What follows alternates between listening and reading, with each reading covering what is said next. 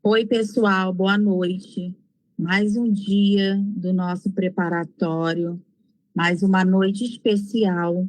Hoje nós estamos aqui para cumprir a segunda parte que eu prometi para vocês na primeira aula.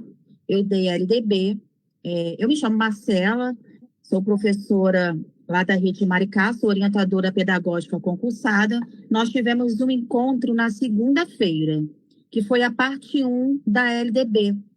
E aí, de repente, se você não assistiu, você ainda consegue assistir, as aulas estão sendo gravadas, você consegue ir lá no Facebook resgatar essas aulas que já foram dadas.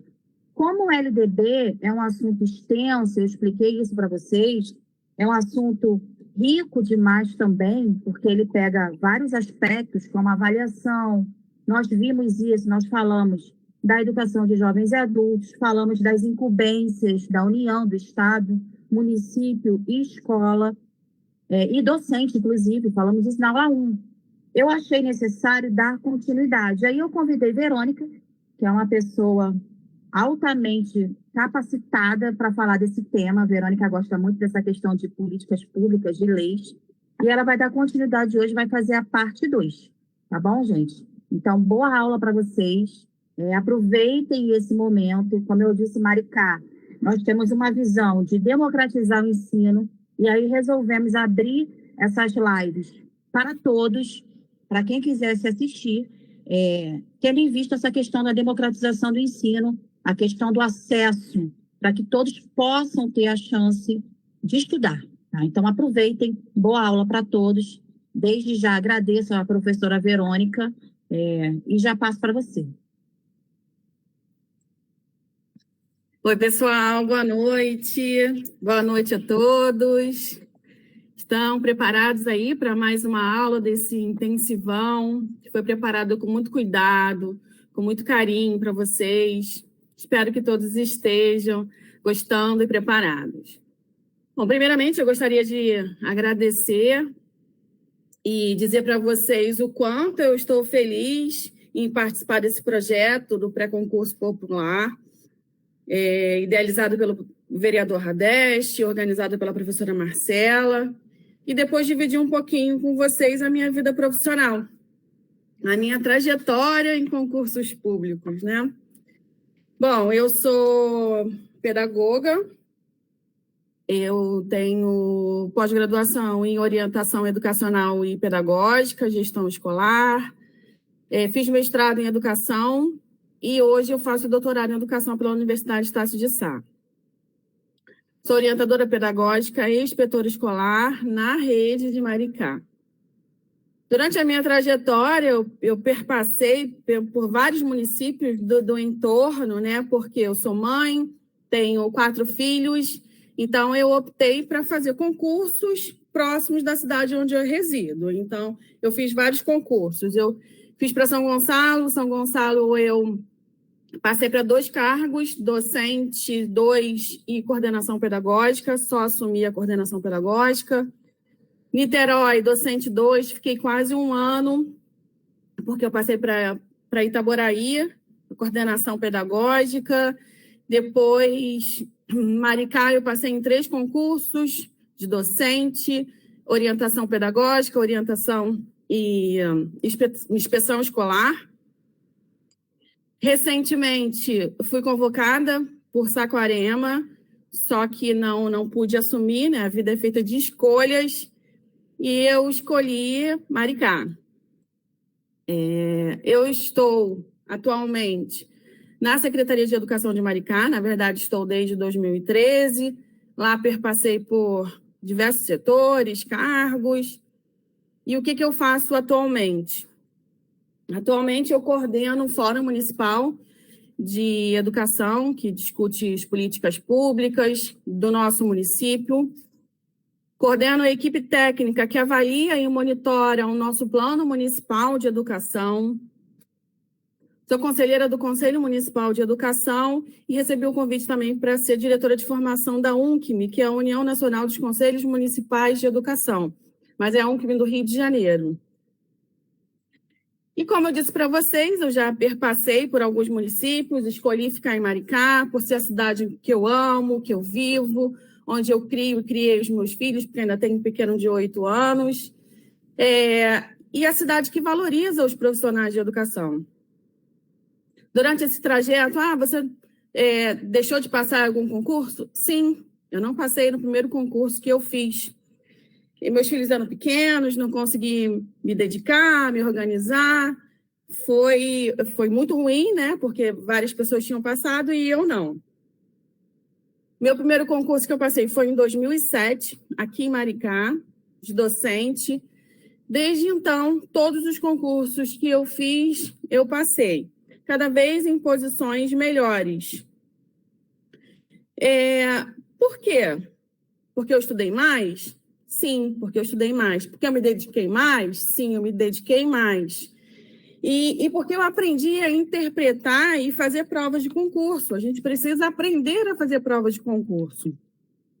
Existe apenas um método para a gente aprender a fazer prova de concursos? Não, porque cada um precisa encontrar o seu método. É necessário que a gente se encontre a maneira que você mais aprende, a maneira que você memoriza mais, que você se identifica mais. Eu, por exemplo, a minha memória ela é fotográfica.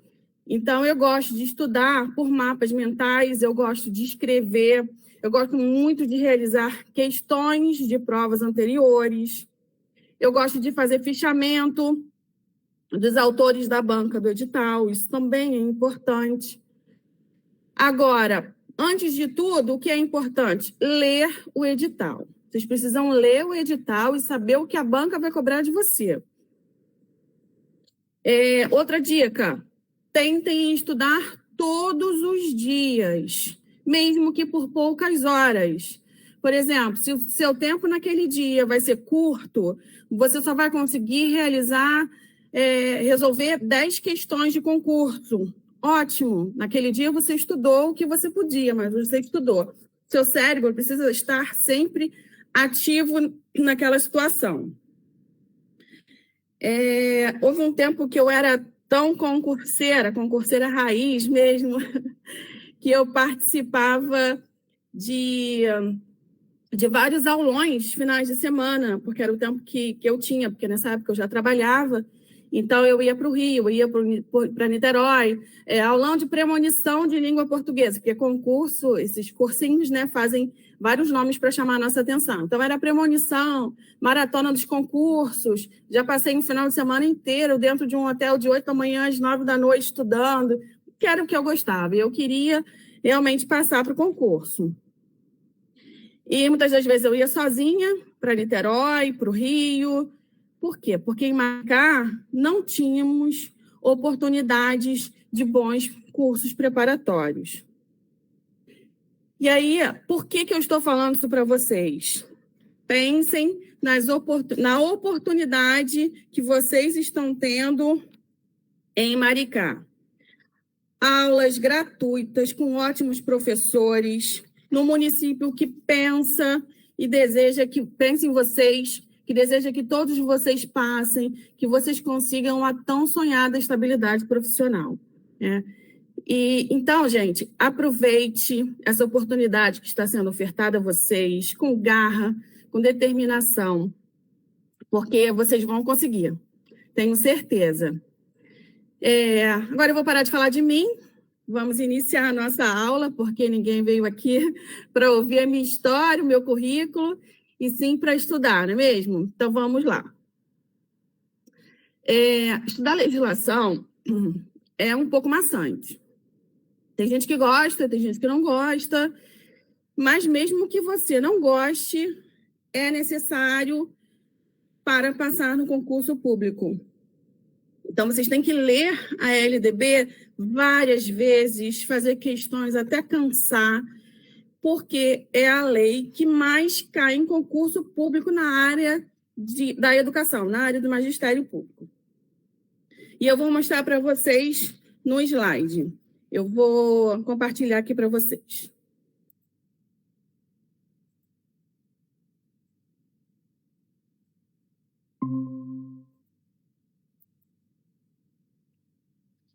Então, a aula de hoje é sobre LDB, parte 2, como a professora Marcela explicou, né?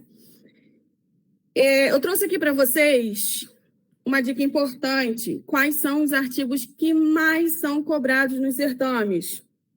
O artigo 1º, 2º, 3º e 4º. Especialmente o 3º e o 4º cai muito. Os artigos 12 e 13, que tratam das incumbências das escolas e dos docentes. 14, gestão democrática. Do 21 ao 38, que vai tratar das características da educação. 21 ao 28, educação básica. 29 ao 31, educação infantil. 32 ao 34, ensino fundamental. 35 e 36, ensino médio. 37 e 38, que é a EJA, educação de jovens e adultos. 58 e 60, educação especial. Esses são os artigos que mais caem nos certames.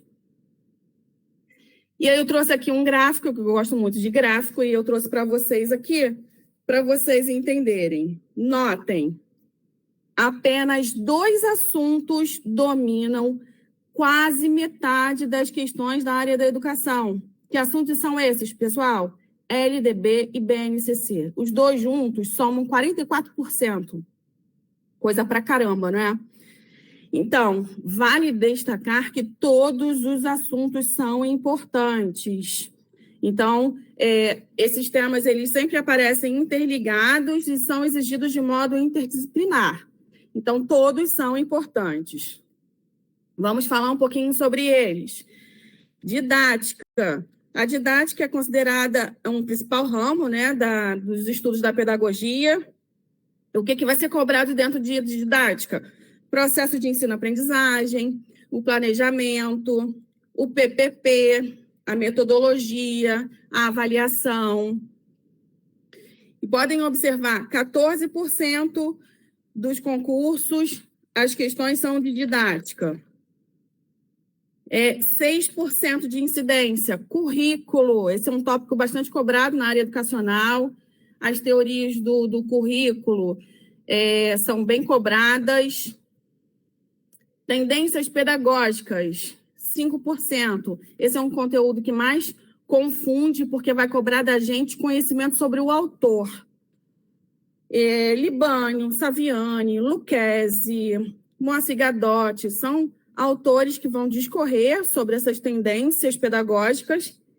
E quanto maior o seu conhecimento do autor, maior a sua chance de realizar as questões. O Lucchesi, por exemplo, está na bibliografia desse nosso concurso. BNCC é o documento nacional, é um documento normativo que foi publicado em 2017. Ele é um dos assuntos mais procurados pelos concurseiros na internet e também não é para menos, porque 20% das questões em concurso na área de educação cobram esse tópico. E por ser um assunto muito extenso, é importante que vocês dediquem um pouquinho do tempo de vocês para estudar esse tema, porque é de vital importância para a aprovação de vocês. Se você for fazer para DOC 1, que é disciplina específica, não deixem de ler a parte específica também da BNCC. Agora, o nosso primeiríssimo lugar na cobrança em concursos públicos, com 22% de incidência, a nossa famosa LDB, que vai definir, organizar a educação brasileira com seus princípios constitucionais. Assim como a maioria das leis, a LDB está sempre em atualização. Então, as bancas adoram cobrar as alterações legislativas. É recorrente em questões de LDB, eu já falei lá na frente, né, os artigos 3º, 4º, 8º ao 19, e é necessário que vocês tenham isso em mente para qualquer legislação, tá? Não é só para LDB. Que vocês pesquisem as legislações sempre no site do planalto.gov.br. Vocês vão lá jogar no Google, LDB.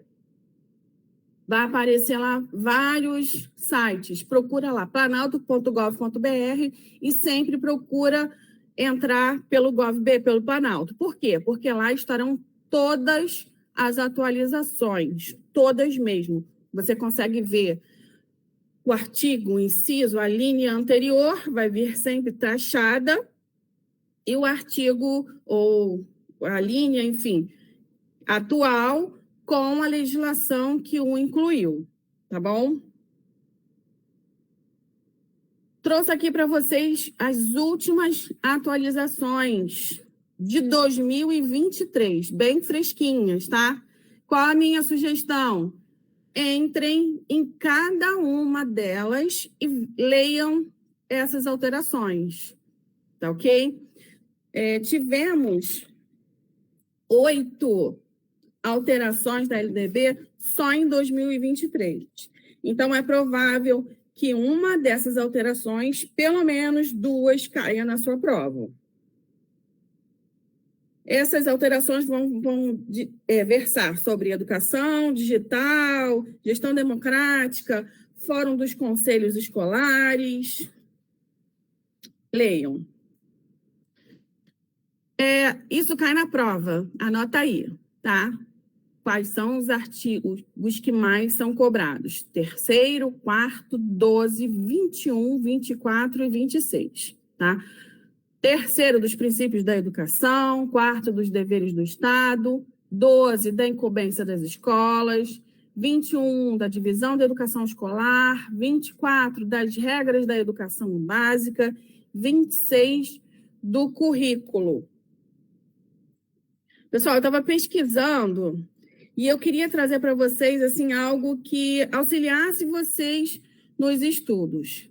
E hoje nós temos muitas ferramentas. Nós temos podcasts, vídeos no YouTube e diversas outras possibilidades. E aí, eu pesquisando, encontrei esse aplicativo. Já baixei no meu celular. Vocês vão baixar no Play Store do smartphone de vocês o aplicativo LDB 2024, Diretrizes e Bases. Essa aqui é a interface do aplicativo. Vocês vão instalar. Olha as legislações que vocês vão encontrar. Constituição Federal de 88, Lei de Diretrizes e Bases da Educação Nacional. Vocês vão encontrar o Estatuto da Criança e do Adolescente e a Base Nacional Comum Curricular. À nossa direita tem aqui a outra interface. Vocês vão clicar na lei e vai aparecer para vocês essas opções. LDB, quiz, questões e simulados. Dentro de cada uma delas, o que vocês vão encontrar? Se eu clicar em LDB, eu tenho a LDB na íntegra, com todas as atualizações. Vocês vão clicar e vai aparecer lá todos os títulos. Vocês vão clicar, vai aparecer todos os artigos. Quiz. O que vai aparecer nos quiz? São perguntas que vocês vão dizer se está certo ou se está errado. Quando você clica, aparece a resposta correta. Ou não, né? Dependendo da questão que você assinalou. Só um minutinho que eu vou tomar uma água.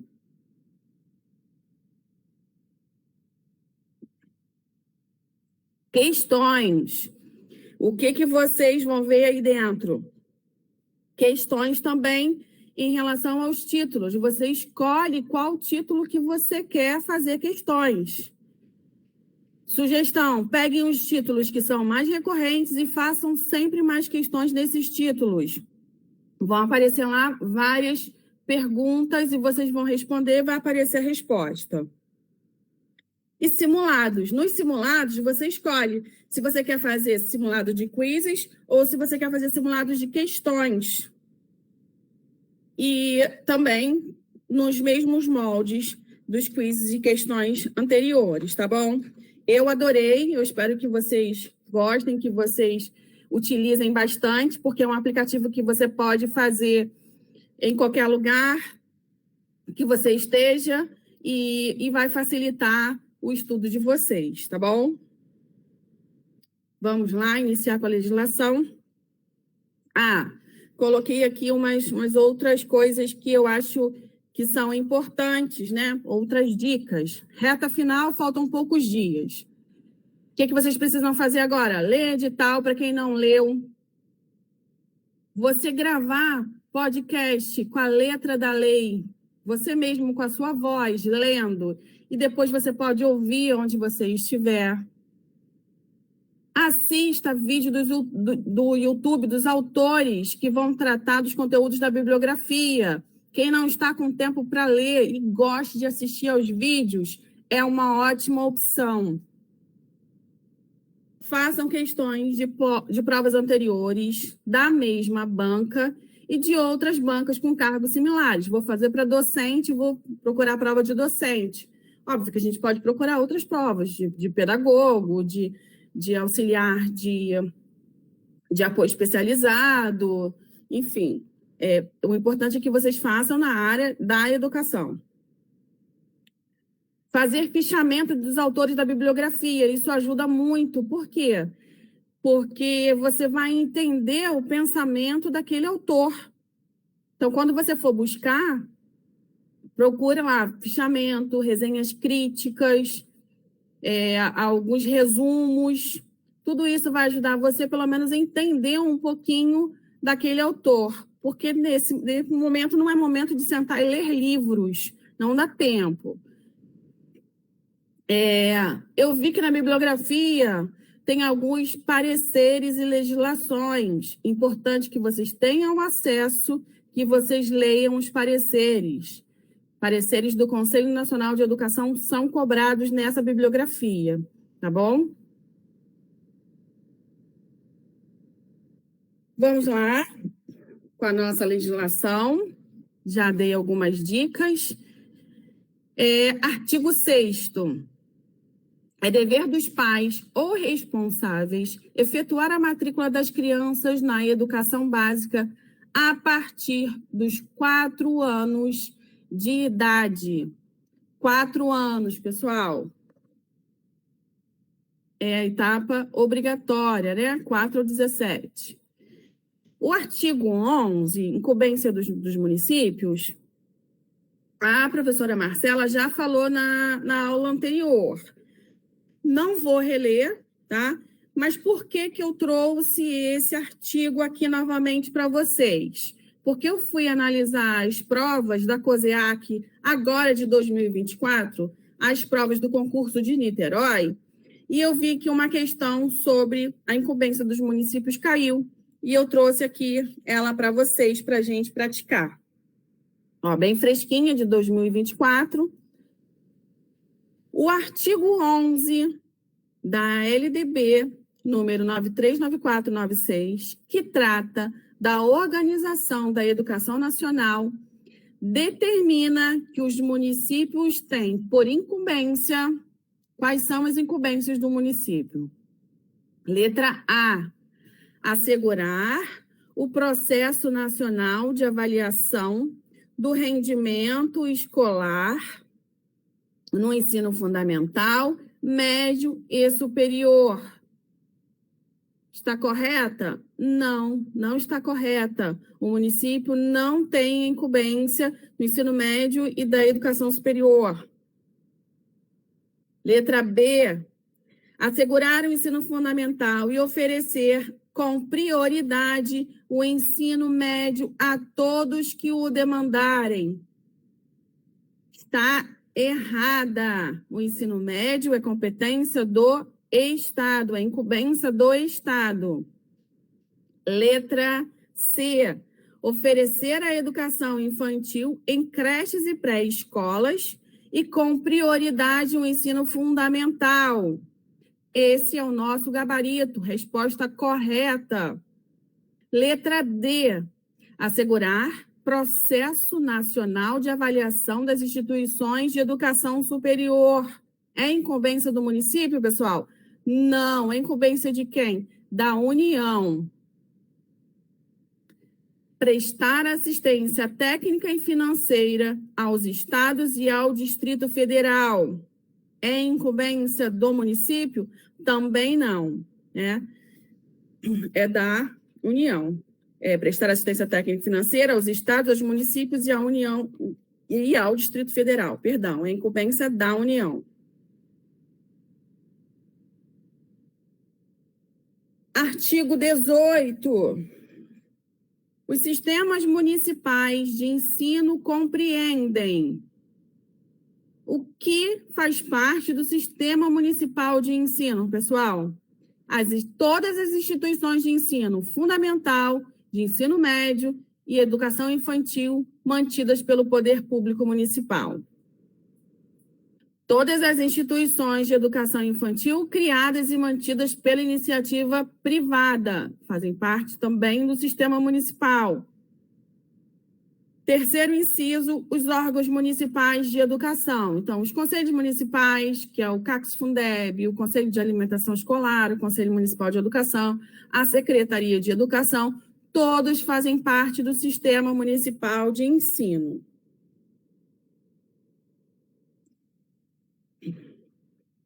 Trouxe para vocês o artigo 19, ele foi alterado em 2019 pela Lei 13.868. Essa mesma legislação, ela revogou o artigo 20, ele foi suprimido da legislação e o artigo 19 foi alterado. Então, as instituições de ensino dos diferentes níveis classificam-se nas categorias administrativas. As escolas, elas podem ser públicas, assim entendidas as criadas e mantidas e administradas pelo poder público, as privadas, assim entendidas as mantidas e administradas por pessoas físicas ou jurídicas de direito privado. Terceiro inciso, comunitárias na forma da lei.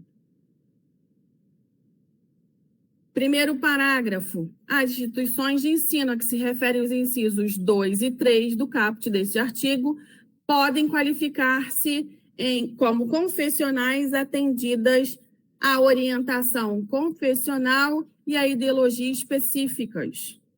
Parágrafo 2º, as instituições de ensino a que se referem os incisos 2 e 3 do caput deste artigo podem ser certificadas como filantrópicas na forma da lei. Resumindo esse artigo, o que ele quer dizer? Que as instituições de ensino, elas podem ser públicas, privadas ou comunitárias.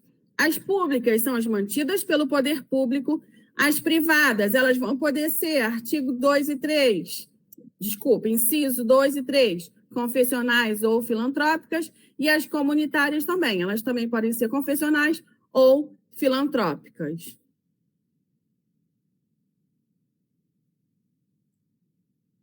Artigo 22. Vamos relembrar desse artigo que teve uma alteração em 2022.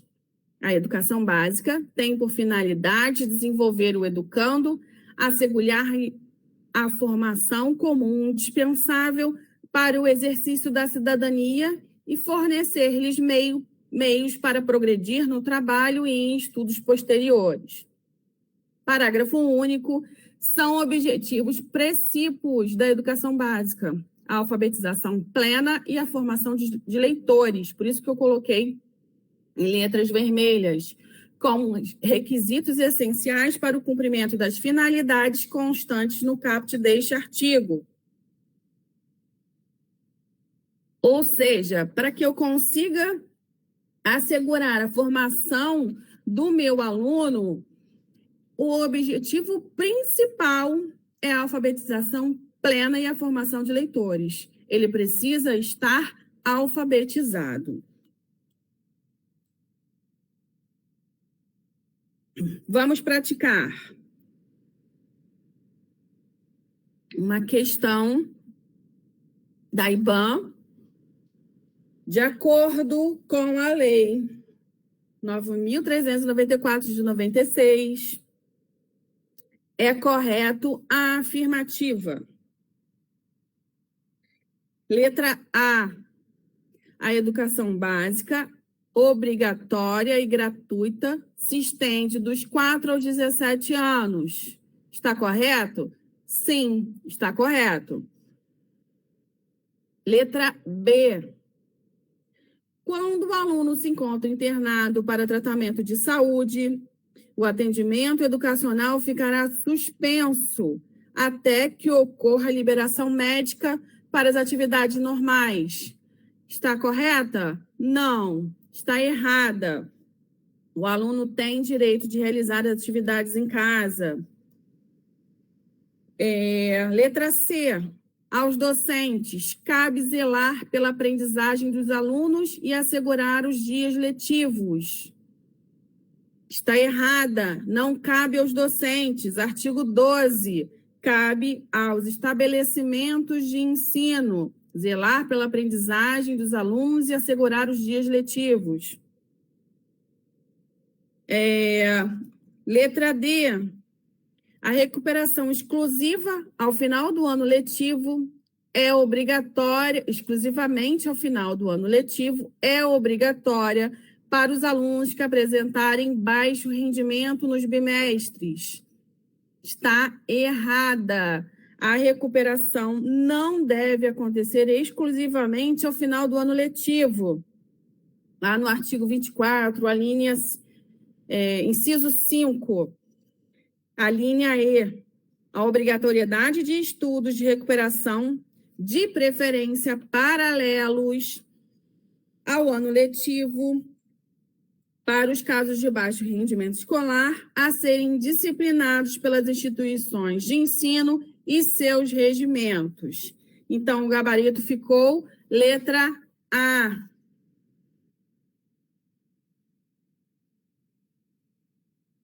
Artigo 25.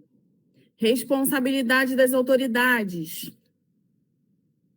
Por conta desse parágrafo, desse artigo que eu trouxe lá, o artigo que trata também dos sistemas, né, para vocês entenderem quem faz parte do sistema.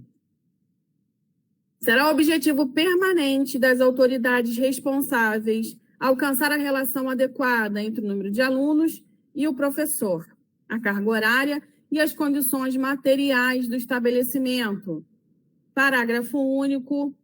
Cabe ao respectivo sistema de ensino, à vista das condições disponíveis e das características regionais e locais, estabelecer parâmetro para atendimento do disposto neste artigo.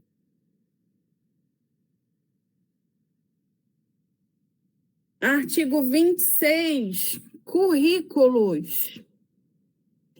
Currículos da educação infantil, do ensino fundamental e do ensino médio devem ter uma base comum a ser complementada em cada sistema de ensino e em cada estabelecimento escolar. Por quem?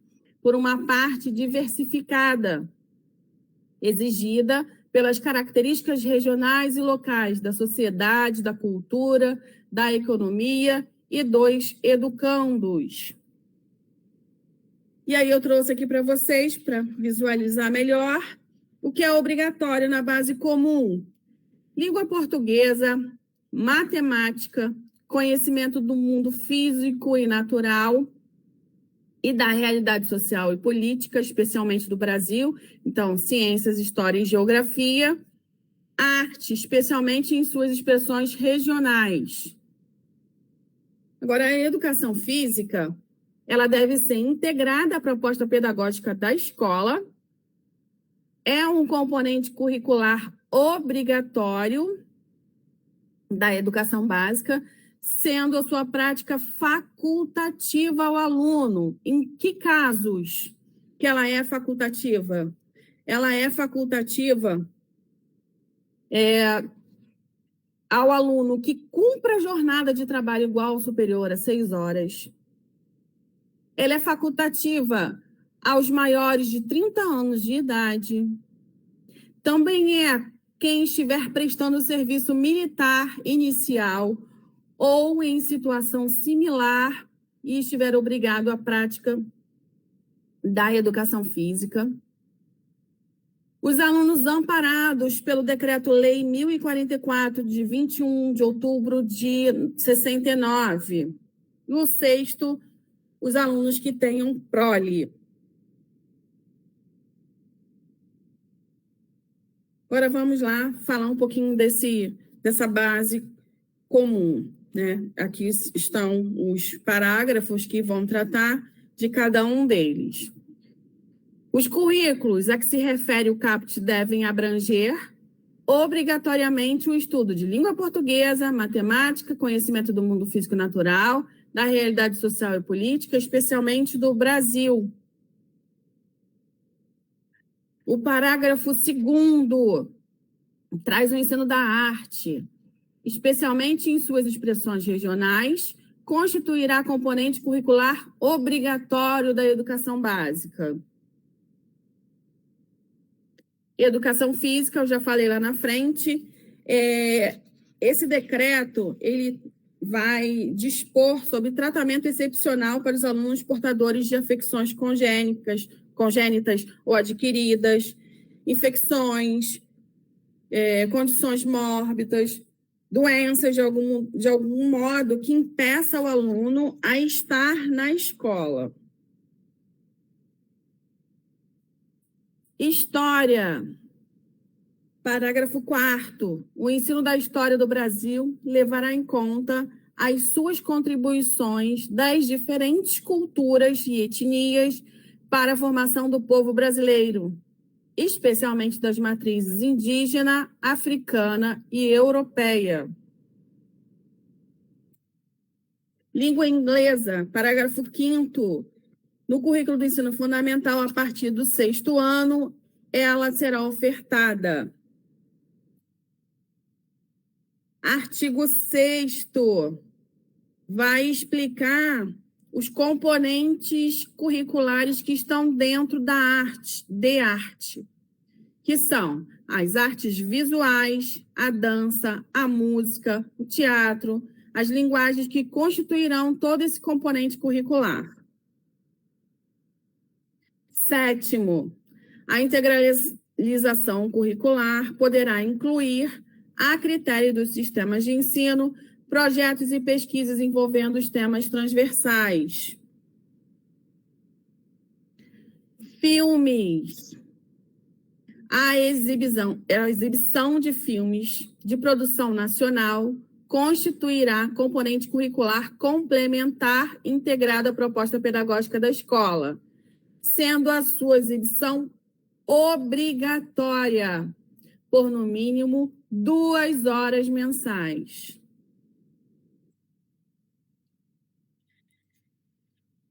Parágrafo 9º. Conteúdos relativos aos direitos humanos, a prevenção de todas as formas de violência contra a criança e adolescente e a mulher serão incluídos nos currículos como temas transversais, como a produção de material didático adequado para cada nível de ensino, tá? Isso é importante. Artigo 9º-A.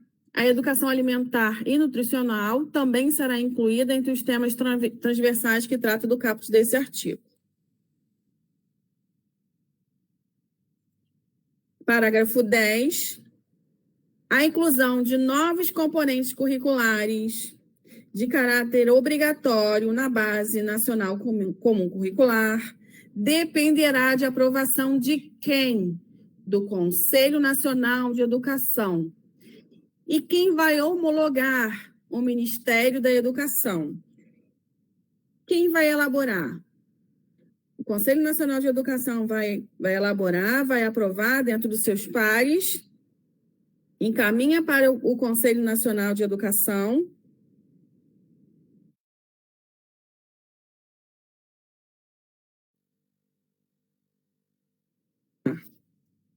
Para entender na prática essa questão, como que a banca cobra esse artigo, recentemente caiu também na prova da COSEAC de Niterói uma questão desse parágrafo 10.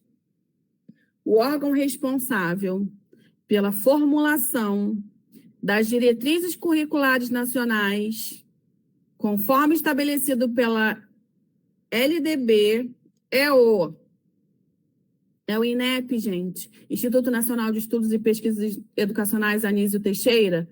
Não é o INEP. É o Ministério da Educação que vai formular essas diretrizes? Não, o Ministério da Educação ele vai homologar. É a Secretaria de Educação Básica? Também não. É o Congresso Nacional? Também não. É o Conselho Nacional de Educação. Gabarito. Letra E. É quem vai formular e quem vai aprovar essas alterações da BNCC, das diretrizes curriculares. E aí eu trouxe aqui para vocês, como eu falei para vocês, eu gosto de visualizar, né, que é a minha memória fotográfica, eu trouxe para vocês aqui um parecer. Esse parecer aqui é o parecer 1 de 2021, é o parecer do Conselho Nacional de Educação. Qual é o assunto desse parecer? Ele vai tratar do alinhamento das diretrizes operacionais para a educação de jovens e adultos, apresentadas na Base Comum Curricular Nacional e outras legislações relativas à modalidade. E aí vocês conseguem visualizar o interessado. Olha lá quem é o interessado. Ministério da Educação. Se vocês visualizarem aqui em vermelho, o parecer homologado, despacho de quem? Do ministro. Então, quem vai homologar? O MEC. Ok? O Ministério da Educação. Voltando aos temas transversais. A educação digital, com foco no letramento digital e no ensino da computação, programação, robótica e outras competências digitais, será componente curricular do ensino fundamental e do ensino médio. Alguns artigos são bem extensos, né, gente? Mas, assim, é importante que a gente leia. É um pouco mais maçante, mas é importante. Nos estabelecimentos de ensino fundamental e de ensino médio, públicos e privados, torna-se obrigatório o ensino de história e cultura afro-brasileira indígena, desde 2008. O conteúdo programático a que se refere este artigo incluirá diversos aspectos da história e da cultura que caracterizam a formação da população brasileira a partir desses dois grupos étnicos, tais como o estudo da história da África e dos africanos, a luta dos negros e dos povos indígenas no Brasil, a cultura negra e indígena brasileira e o negro e o índio na formação da sociedade nacional, resgatando as suas contribuições nas áreas social, econômica e política pertinentes à história do Brasil. Parágrafo 2º. Os conteúdos referentes à história e à cultura afro-brasileira e dos povos indígenas brasileiros serão ministradas no âmbito de todo o currículo escolar, em especial as áreas de educação artística, literatura e história brasileiras. Outra questãozinha aí para a gente praticar. Sobre o estudo da história e cultura afro-brasileira e indígena. Como podemos afirmar que é obrigatório apenas no ensino fundamental e médio da rede pública? Não, é obrigatório na rede pública e privada. Os conteúdos referentes à história e à cultura afro-brasileira e dos povos indígenas serão ministradas exclusivamente nas disciplinas de arte, literatura e história? Também não. Serão aplicados em todo o currículo escolar. Letra C. Na educação infantil, somente a história dos indígenas brasileiros tem caráter obrigatório? Não. Letra D. Todas as disciplinas do currículo escolar dos ensinos fundamental e médio deverão ministrar conteúdos referentes à história e à cultura afro-brasileira e dos povos indígenas. Correta. Letra D de dado é o gabarito.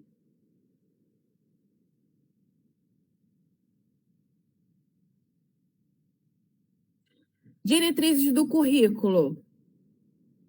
Os conteúdos curriculares da educação básica devem observar as seguintes diretrizes. Essas diretrizes, elas também caem em concurso, tá, gente? Então, é bom gravar quais são essas diretrizes. Primeiro inciso, a difusão de valores fundamentais ao interesse social, aos direitos e deveres dos cidadãos, de respeito ao bem comum e à ordem democrática. Inciso segundo, consideração das condições de escolaridade dos alunos em cada estabelecimento. Inciso terceiro, orientação para o trabalho.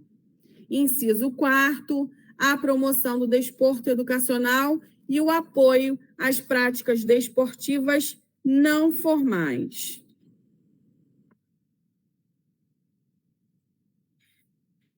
Artigo 28 vai trazer a educação do campo.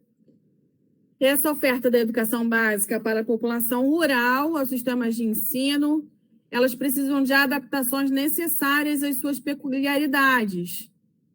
Em especial, o inciso 1º, conteúdos curriculares e metodologias apropriadas às necessidades dos alunos da zona rural.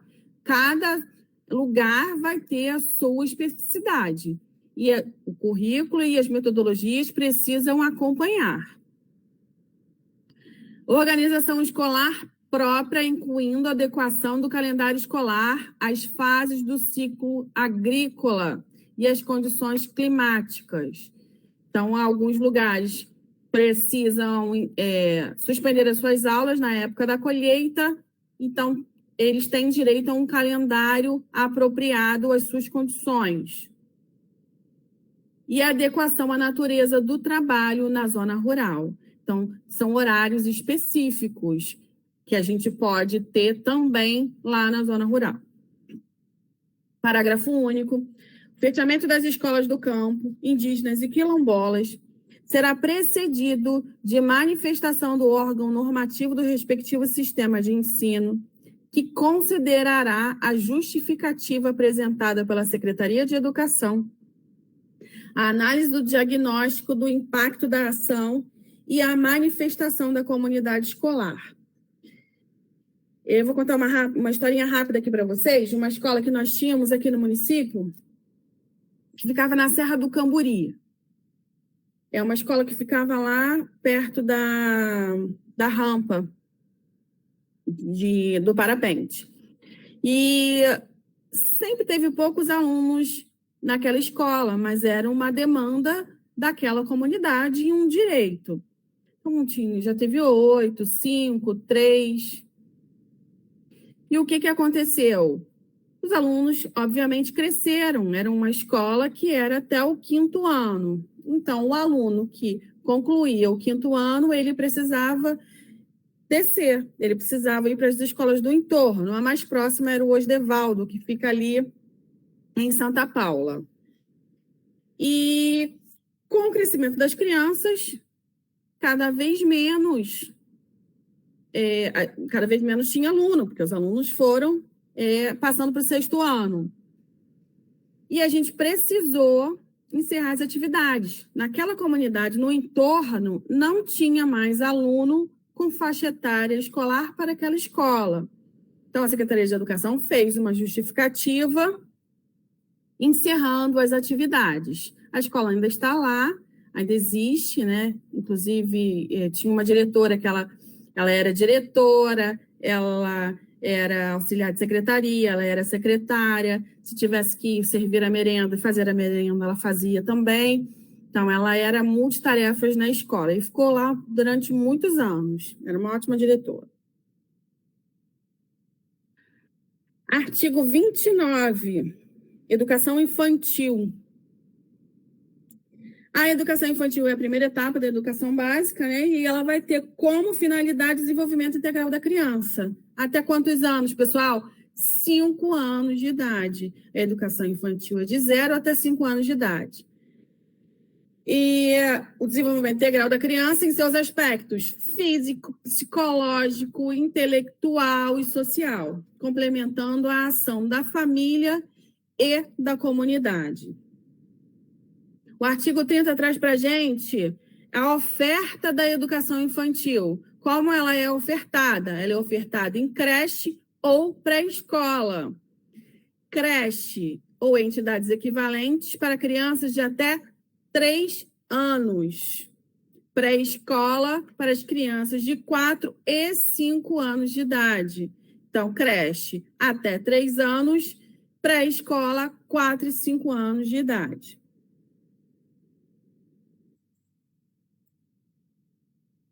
A educação infantil será organizada de acordo com as seguintes regras.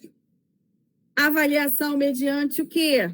Acompanhamento e registro do desenvolvimento dessas crianças. Acompanhamento e registro. As bancas gostam muito de aplicar a pegadinha nessa questão, porque elas colocam só registro, só acompanhamento, ou registro, acompanhamento ou registro. Então, cuidado. Acompanhamento e registro do desenvolvimento das crianças. Qual é a carga horária da educação infantil? Mínimo de 800 horas, distribuídas em quantos dias? 200 dias letivos. 800 horas e 200 dias letivos.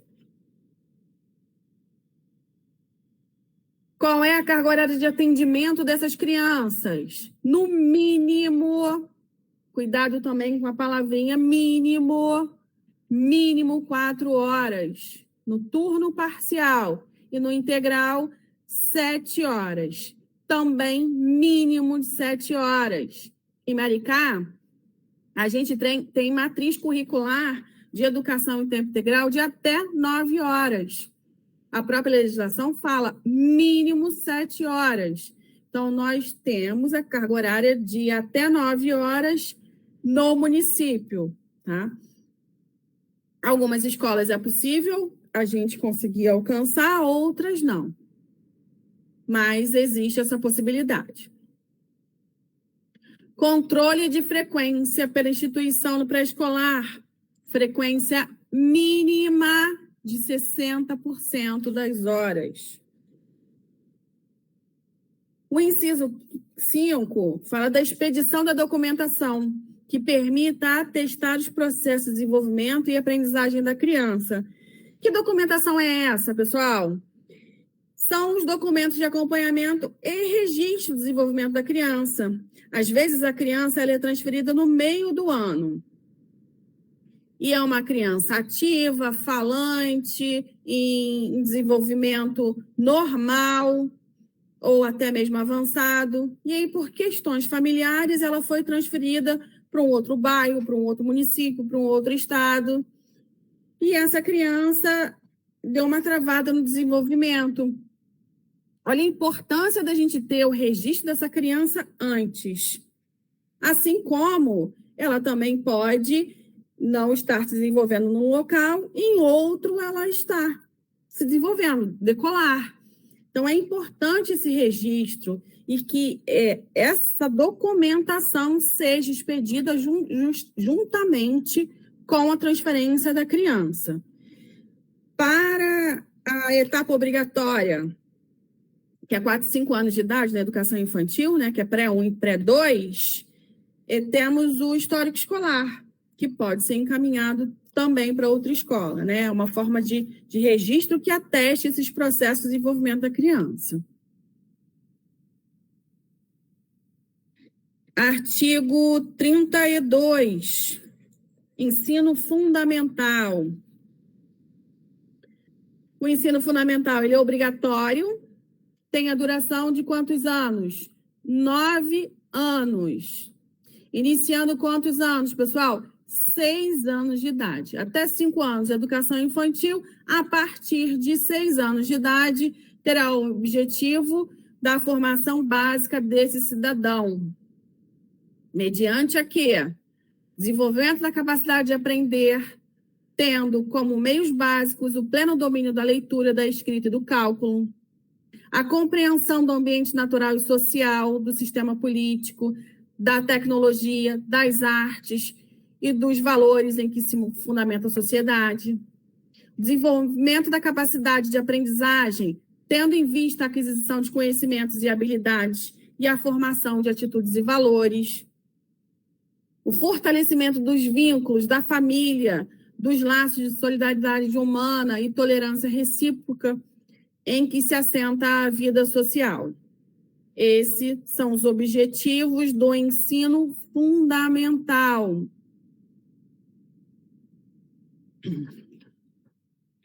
No ensino fundamental, primeiro parágrafo, é facultado aos sistemas de ensino desdobrar o ensino fundamental em ciclos, ou seja, é facultado, não é obrigatório que o ensino fundamental seja organizado em ciclos. Parágrafo 2º, os estabelecimentos que utilizam progressão regular por série podem adotar no ensino fundamental o regime de progressão continuada, sem prejuízo da avaliação do processo de ensino-aprendizagem, observadas as normas do respectivo sistema de ensino.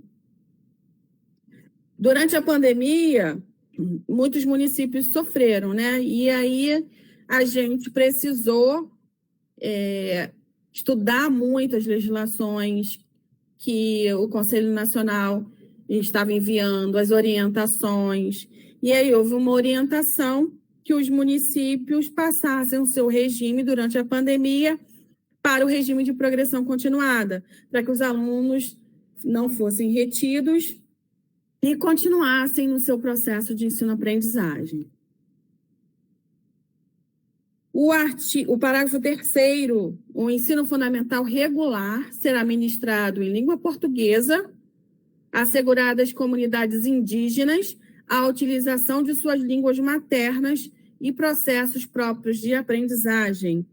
Nós temos em Maricá 2 aldeias indígenas. Todas as 2 aldeias nós temos escolas municipais mantidas pelo poder público municipal. Não é incumbência do município, as escolas indígenas, é do Estado, mas em 2009, quando o Quaquá entrou para o governo, ele acordou com o Estado de que nós ficaríamos responsáveis por essas escolas. Desde então, essas escolas são mantidas pelo poder público municipal. Essas crianças têm na comunidade um professor de Guarani, que é a língua materna desta comunidade, e tem um professor de língua portuguesa também. Então, as aulas são ministradas em Guarani, dentro das suas próprias comunidades, e também em língua portuguesa. Parágrafo 4º. O ensino fundamental será presencial, sendo o ensino à distância utilizada como complementação de aprendizagens ou em situações emergenciais. Então, em situações emergenciais, ele pode funcionar à distância. O currículo do ensino fundamental vai incluir como obrigatório conteúdos que tratem do ECA e observadas também a produção e distribuição de materiais adequados que trata dessa questão da criança e do adolescente, dos direitos da criança e do adolescente. O parágrafo 6º, o estudo sobre símbolos nacionais será incluído como tema transversal nos currículos do ensino fundamental. Passamos para o artigo 33 do ensino religioso. O ensino religioso tem matrícula obrigatória? Não, não tem. A matrícula do ensino religioso, ela é facultativa, é parte integrante da formação básica desse cidadão, vai constituir disciplina nos horários normais da escola, assegurando a esses alunos o respeito à diversidade cultural e religiosa do Brasil, vedadas qualquer forma de proselitismo. O que é isso? Sem tentar persuadir ou convencer outras pessoas, né? No caso, as crenças religiosas. Parágrafo 1º. Os sistemas de ensino regulamentarão os procedimentos para definição dos conteúdos do ensino religioso, que serão estabelecidos as normas e habilitação para admissão dos professores. Parágrafo 2º. O sistema de ensino ouvirá uma entidade civil constituída pelas diferentes denominações religiosas para a definição do conteúdo religioso. Pessoal, uma coisa importante, tá? Às vezes a gente para e pensa e fala assim, mas no município não funciona desta forma, no município A, B ou C. Nós estamos aqui lendo a letra da lei. O que a gente precisa entender é o que a lei pede, porque eu vou fazer um concurso público. O que a lei está pedindo? Nessa hora, a gente precisa utilizar a letra fiel da lei, tá? A lei fria, na íntegra. Artigo 34. Tempo de permanência na escola. Qual é a jornada do ensino fundamental? Pelo menos 4 horas de efetivo trabalho em sala de aula. Pode ser ampliado? Pode. Poderá ser ampliado o período de permanência na escola. É o que a gente estava falando lá do horário integral no tempo integral. Mínimo 7 horas. Parágrafo 1º. São ressalvados os casos do ensino noturno e das alternativas da organização nesta lei. No nosso município, a educação de jovens e adultos noturna, ela funciona com um turno de 3 horas.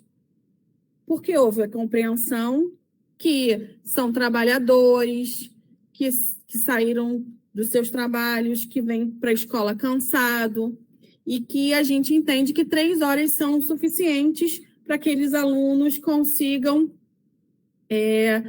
se desenvolver. Por isso é que diz que são ressalvados os casos do ensino noturno e das formas alternativas de organização.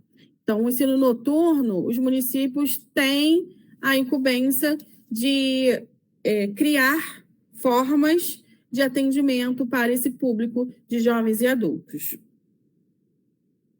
O ensino fundamental será ministrado progressivamente em tempo integral, a critério dos sistemas de ensino. Gente, os artigos, né, que tratam do ensino médio são enormes. A gente aqui, hoje, como é um aulão, não dá para a gente ficar esmiuçando muitas coisas, né? Então, a gente optou por esmiuçar educação infantil fundamental, mas é importante que vocês leiam todos os artigos que vão tratar do ensino médio, tá? Aqui a gente não vai se aprofundar. Leiam os artigos 35A, que vai tratar das áreas do conhecimento do ensino médio. 36 vai tratar do currículo. A seção 5, os artigos 36A, 36B, 36C, vão tratar de educação técnica profissional de nível médio. Do 39 ao 57, vocês vão ler depois, que vai tratar da educação profissional tecnológica e educação superior. Não deixem de ler, tá bom? Do 58 a 60, eu também não vou entrar, porque vão versar sobre educação especial e vocês terão aulas específicas para aprofundamento, e elas também vão entrar nesse capítulo da educação especial, que é o capítulo 5, artigo 58 ao 60, tá? Então, vamos voltar aqui ao ensino médio. A gente só vai ler as finalidades do ensino médio. Ah, Verônica, então não leio? Leio sim. Ah, eu não realizo questões? Sempre bom, gente. Sempre bom. O ensino médio, etapa final da educação básica, com duração mínima de 3 anos, terá como finalidades: inciso 1º, a consolidação e aprofundamento dos conhecimentos adquiridos no ensino fundamental, possibilitando o prosseguimento de estudos. Inciso 2º, a preparação básica para o trabalho e a cidadania do educando, para continuar aprendendo de modo a ser capaz de se adaptar com flexibilidade a novas condições de ocupação ou aperfeiçoamento posteriores. Inciso 3º, o aprimoramento do educando como pessoa humana, incluindo a formação ética e o desenvolvimento da autonomia intelectual e do pensamento crítico. Inciso 4º, a compreensão dos fundamentos científico-tecnológicos dos processos produtivos, relacionando a teoria com a prática, no ensino de cada disciplina. Não deixem de ler, hein? Da educação de jovens e adultos. A educação de jovens e adultos será destinada a quem? A todos aqueles que não tiveram acesso ou continuidade dos estudos nos ensinos fundamental e do ensino médio na idade própria. E constituirá instrumento para educação e aprendizagem ao longo da vida, tá? É importante o caput desse artigo. Primeiro parágrafo. Sistema de ensino assegurarão gratuitamente aos jovens e aos adultos que não puderam efetuar seus estudos na idade regular oportunidades educacionais apropriadas, consideradas as características do alunado. Lembra que eu falei da carga horária lá atrás? Seus interesses, condições de vida e de trabalho mediante cursos e exames. Que exames são esses, gente? ENCEF, ENSEJA, o ENEM, que certificava e não certifica mais. O ENCEF é a nossa certificação no ensino fundamental. O poder público viabilizará e estimulará o acesso e a permanência do trabalhador na escola, mediante ações integradas e complementares entre si. A educação de jovens e adultos deverá articular-se, olha a palavrinha, gente, preferencialmente com a educação profissional na forma do regulamento. Então, pode cair uma questão que eles coloquem obrigatoriamente com a educação profissional. É obrigatória? Não. É preferencialmente.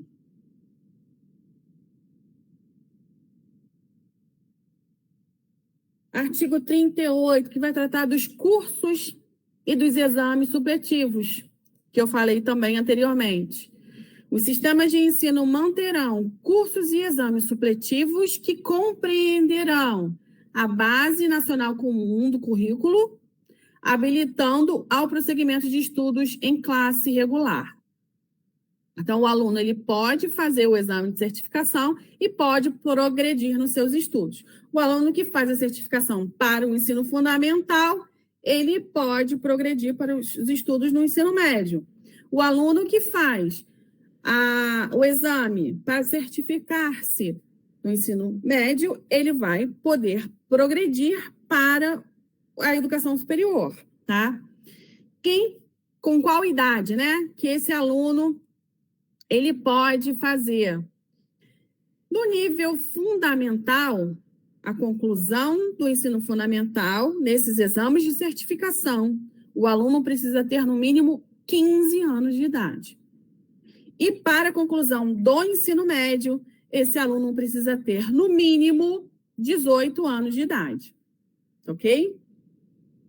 Os conhecimentos e habilidades adquiridos pelos educandos por meios informais serão aferidos e reconhecidos mediante exames.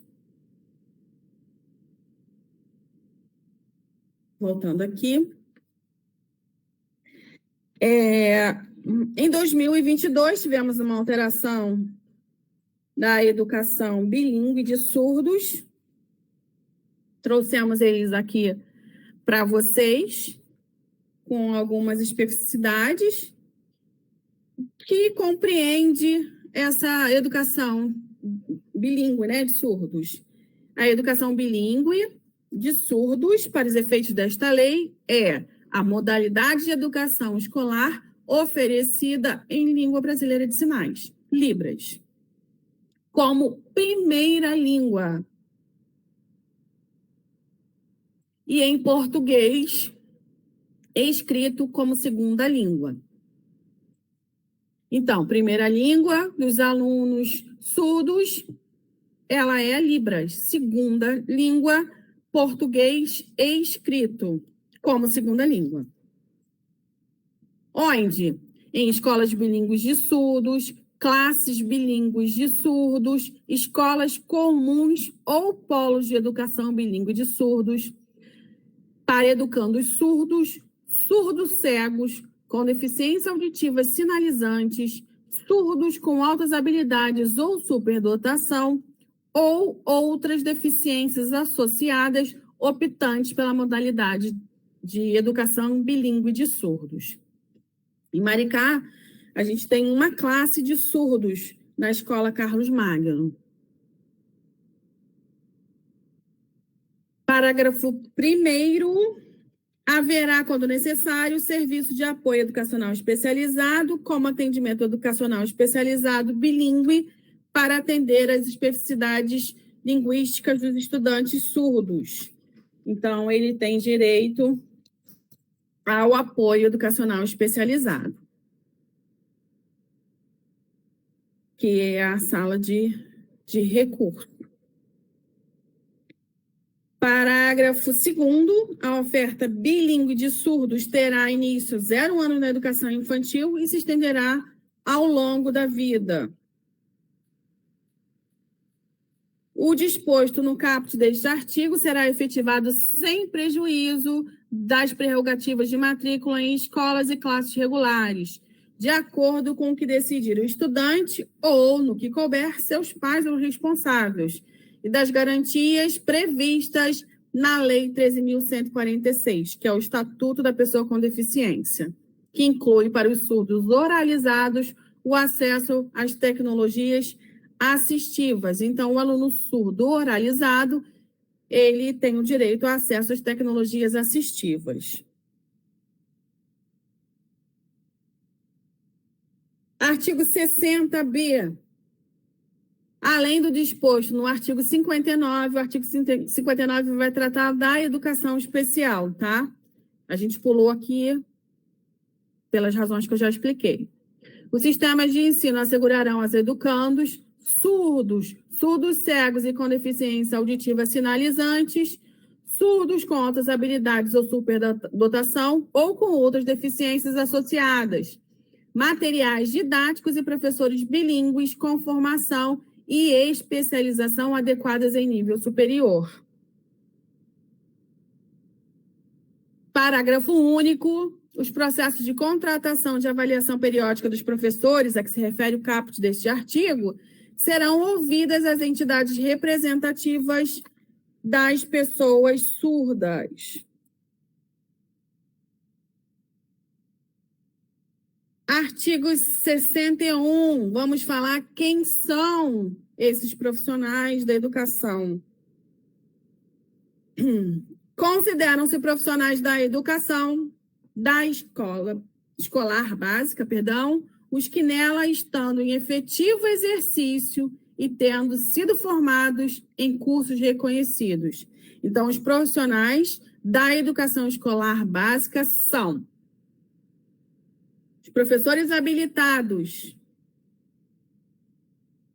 em nível médio ou superior para ministrar aulas na educação infantil, no ensino fundamental e no ensino médio.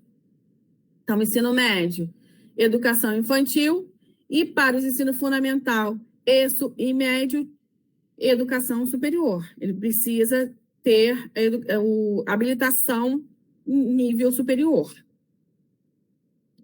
Os trabalhadores em educação portadores de diploma de pedagogia têm diversas habilitações: administração, planejamento, supervisão, inspeção, orientação educacional e outros títulos, assim como os títulos de mestrado e de doutorado. Trabalhadores em educação portadores de diploma de curso técnico ou superior em área pedagógica.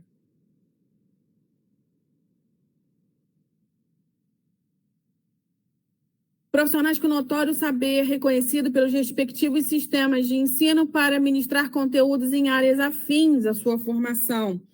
Então, aqui no Estado, tem essa possibilidade, né? Os professores, eles podem ministrar aulas em áreas afins à sua formação ou à sua experiência profissional.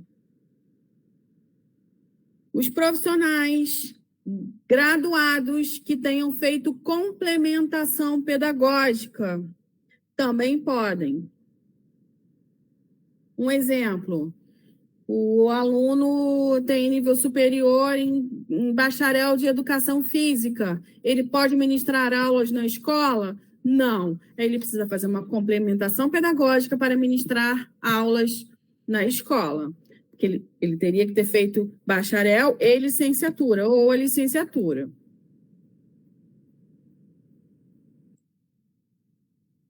Valorização dos profissionais de educação. Como que a gente pode promover a valorização dos profissionais de educação? Através dos termos estabelecidos nos estatutos e nos planos de carreira do magistério público. Nós temos um PCCR, um plano de carreira em Maricá, que, por sinal, é um plano muito bom.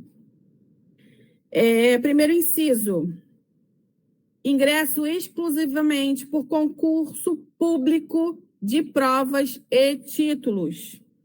Outra coisa que a banca também gosta muito, coloca prova e ou títulos. Prova ou títulos. O ingresso exclusivamente deve ser por concurso público de provas e títulos. Aperfeiçoamento profissional continuado, inclusive com licenciamento periódico remunerado para este fim. Então, a gente tem direito à licença remunerada para estudos. Piso salarial profissional. Progressão funcional baseada na titulação, na habilitação e na avaliação do desempenho. Então, se eu tenho graduação, mestrado, doutorado, eu vou subindo o meu enquadramento funcional, vou progredindo. Período reservado a estudos, planejamento e avaliação, incluído na carga horária de trabalho. É 1/3 do planejamento, né, gente? E as condições adequadas para o trabalho. Para o trabalho. Parágrafo 1º. A experiência docente ela é pré-requisito para exercício profissional de quaisquer outras funções do magistério, nos termos das normas de cada sistema de ensino. Eu vou dar um exemplo aqui para vocês. No último concurso, nós tivemos também para os cargos de orientação educacional, orientação pedagógica e inspeção escolar. Todos os que se apresentaram, eles precisavam comprovar, no mínimo, 2 anos de experiência docente para tomar posse. Se ele não conseguisse comprovar, ele não conseguia ingressar na carreira profissional aqui em Maricá, tá? Ele não conseguia tomar posse. Isso também estava expresso no edital. Parágrafo 2º. Para efeitos do disposto 5º do artigo 40 e no parágrafo 5º e 8º do artigo 201 da Constituição Federal, são consideradas funções do magistério O que é considerado função no magistério, pessoal? As funções exercidas por quem?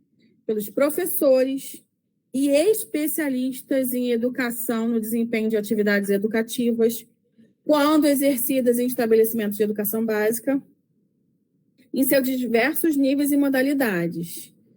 E, além disso, o exercício de docência também é considerado quem está em direção de unidade escolar e as de coordenação e funcionamento pedagógico, que é o caso de orientação pedagógica, orientação educacional e inspeção escolar. Então, também são considerados exercícios da docência. A União prestará assistência técnica aos municípios, ao Distrito Federal, aos estados, ao Distrito Federal e aos municípios na elaboração de concursos públicos para provimento de cargos dos profissionais da educação.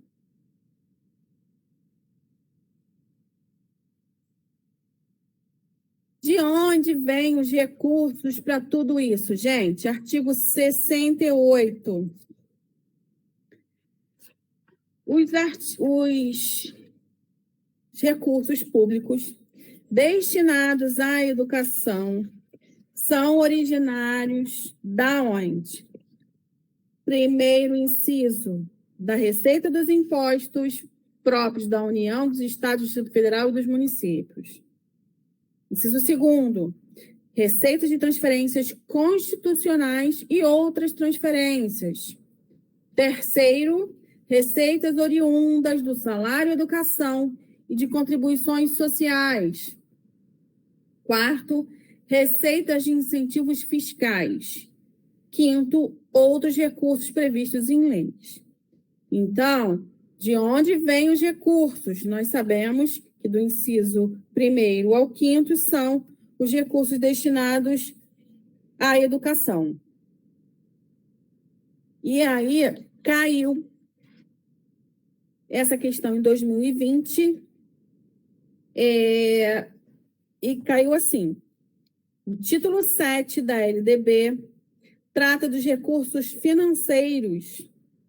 O artigo 68 determina que serão recursos públicos destinados à educação originários de... Vamos lá, analisem a questão comigo. Receita de impostos próprios da União, dos estados, do Distrito Federal e dos municípios. Está correto? Sim, a gente vai assinalar de A a E qual está correta. Sim, o inciso 1º está correto. O inciso 2º, receita de transferências de impostos previstos nos estatutos municipais e outras transferências. Está correto? Não. Vamos voltar aqui. Olha só o inciso 2º. Receita de transferências constitucionais e outras transferências. Então, está correto. Está errado, desculpa, o 2º. O 3º, receita do salário educação e de outras contribuições sociais. Está correto? Sim, está correto. Então, quais são os incisos corretos? O 1 e o 3. Qual é o gabarito? Letra B de bola. A alternativa que corresponde corretamente é a B de bola.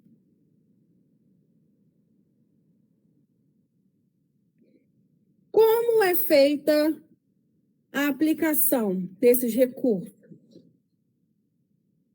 A União aplicará anualmente, nunca menos. Prestem atenção na palavrinha, nunca menos.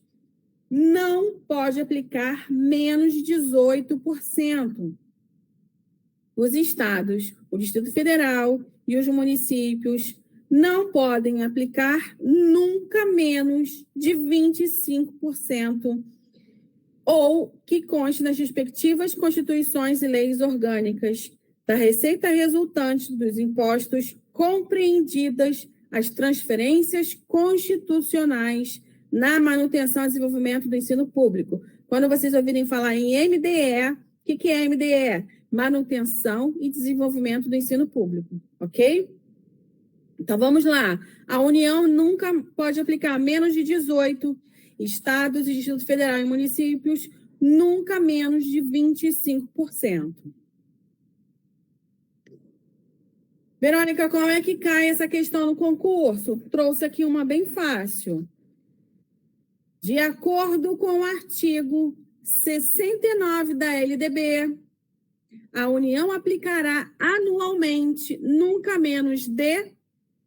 E os estados, o Distrito Federal e os municípios, tantos por cento, ou o que consta nas respectivas constituições ou leis orgânicas da receita resultante de impostos, compreendidas as transferências constitucionais na manutenção e desenvolvimento do ensino público.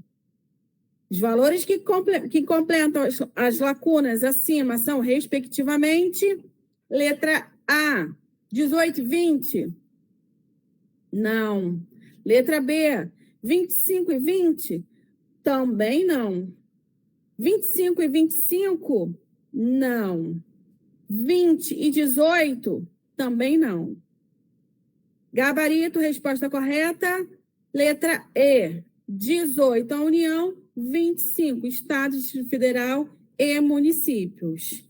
Muito fácil essa questão, né, gente? Espero que se cair, vocês lembrem e acertem. A gente está quase acabando, tá? Só faltam mais 2, 3, na verdade, artigos, que a gente vai falar como esses recursos podem ser aplicados, onde podem ser aplicados e quem vai receber esse dinheiro, e a gente finaliza, tá bom? Essas são também bem maçantes, letra da lei, porque tem que ser cumprido. Como pode ser aplicado esses recursos recebidos do município? Considerar-se-ão como manutenção e desenvolvimento do ensino as despesas realizadas com vistas à execução de objetivos básicos das instituições educacionais de todos os níveis, compreendendo as que se destinam a inciso 1º, remuneração e aperfeiçoamento de pessoal docente e demais profissionais de educação. Então, eu posso utilizar esses recursos para as minhas despesas.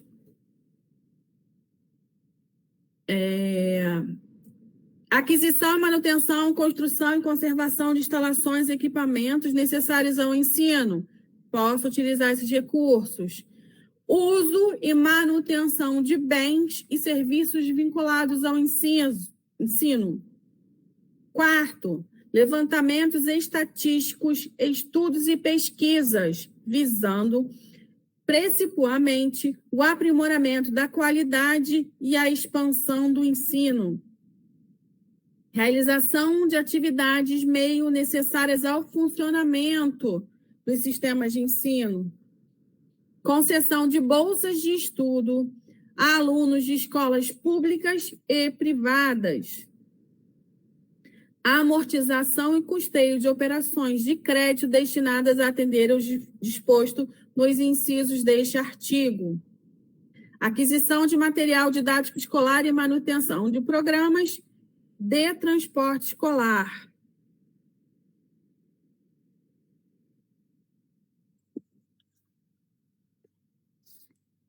Onde esses recursos não podem ser aplicados. Não constituirão despesas de MDE aquelas realizadas com pesquisa, quando não vinculadas às instituições de ensino, subvenção a instituições públicas ou privadas de caráter assistencial, desportivo ou cultural, formação de quadros especiais para administração pública, sejam militares ou civis, inclusive diplomáticos, programas suplementares de alimentação escolar, assistência médico-odontológica, farmacêutica e psicológica e outras formas de assistência social.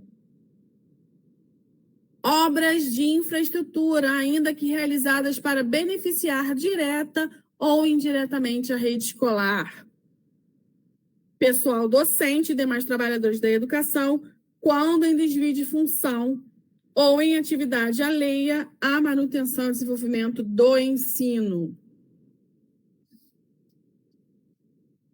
Esse é o nosso último artigo. Destino dos recursos públicos. Recursos públicos serão destinados a escolas públicas. Só um minutinho, por favor.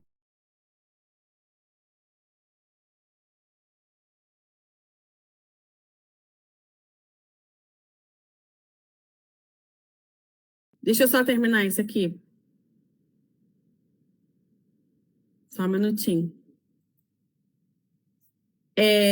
Os recursos públicos serão podendo ser dirigidos às escolas comunitárias, confessionais ou filantrópicas que comprovem finalidade não lucrativa e não contribuam resultados, dividendos, bonificações, participações ou parcela do seu patrimônio sob nenhuma forma ou pretexto. Apliquem seus excedentes financeiros em educação. Assegurem a destinação de seu patrimônio a outra escola comunitária, filantrópica ou confessional, ao poder público no caso do encerramento de suas atividades. Prestem contas ao poder público dos recursos recebidos.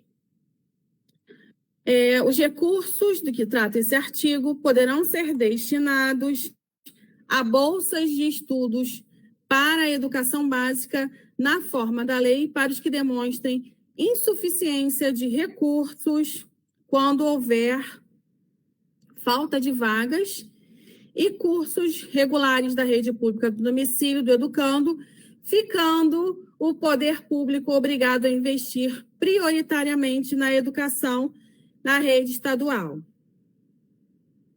As atividades universitárias de pesquisa e extensão poderão receber apoio financeiro do poder público mediante bolsas de estudo.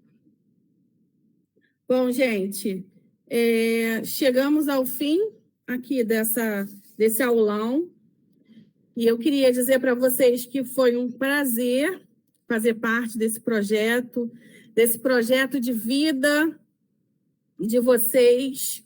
Espero ter contribuído pelo menos um pouquinho para que vocês consigam fazer uma boa prova. Gratidão, Radeste, pela oportunidade de contribuir com o pré-concurso, né, popular. Parabéns a você, a sua equipe, a professora Marcela pela organização, aos professores que estão participando desse projeto, que esse aqui é só um caminho, né, uma luz para que todos vocês consigam chegar ao objetivo final, que é a carreira pública municipal. Então, o que eu tenho para desejar para vocês é que grandes projetos exigem grandes doses de determinação e de persistência. Então, gente, gratidão, boa sorte a todos vocês. Radeste está aí? Para finalizar.